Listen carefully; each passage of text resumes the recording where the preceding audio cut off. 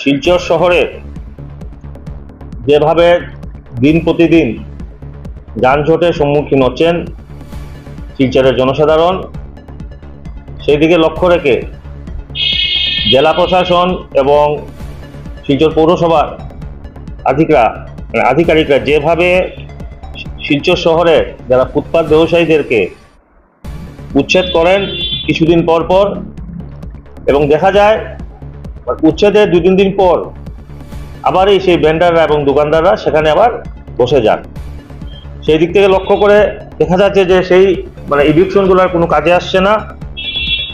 আমরা জেলা তৃণমূল কংগ্রেসের পক্ষ থেকে আজকে আমরা শিলচরের ডেপুটি কমিশনার এবং শিলচর পৌরসভার মিউনিসিপ্যালিটির চিফ এক্সিকিউটিভ অফিসারকে আমরা একটা মেমোরান্ডাম দেই।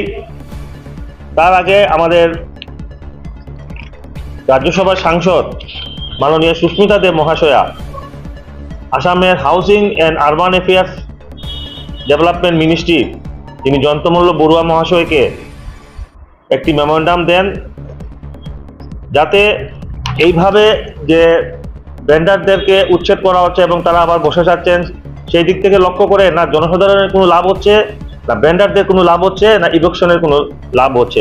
আমাদের দাবি হচ্ছে 2014 যে অ্যাক্ট, যে ভেন্ডারদেরকে এইভাবে উচ্ছেদ না করে শিলচর শহরের বিভিন্ন জায়গায় ভেন্ডার জোন করা হোক এবং তাদেরকে 30 দিনের নোটিশ দিয়ে তাদেরকে উচ্ছেদ করা হোক, এবং শিলচর শহরের যে কোনো কয়েকটি জায়গা সিলেক্ট করে তাদেরকে সেই সব জায়গায় যেন ব্যবসা করার অনুমতি দেওয়া হয়।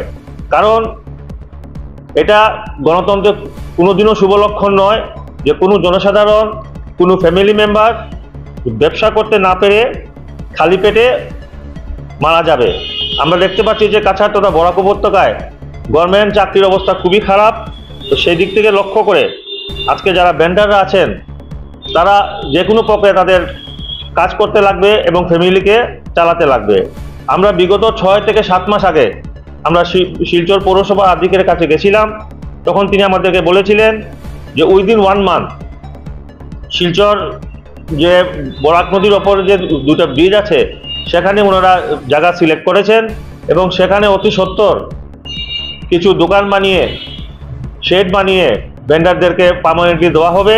কিন্তু আজকে 6-7 মাস অতিক্রম হওয়ার পরও সেই ধরনের কোনো কাজ পরিলক্ষিত হচ্ছে না, এবং শিলচর পৌরসভার যে নতুন বিল্ডিংটি নির্মাণ করা হয়েছিল তার সাইডে যে জায়গা ছিল সেখানে লোকেশন করা ছিল যে কিছু ভেন্ডারদেরকে সেখানে দোকান বানিয়ে উপযুক্ত ট্যাক্সের মাধ্যমে তাদেরকে সেই দোকানগুলো উঠিয়ে দেওয়া হবে। কিন্তু সেটাও আজকে প্রায় 5 বছর হলো, 5 থেকে 6 বছর হলো সেখানে কোনো কাজ করা হয় নাই।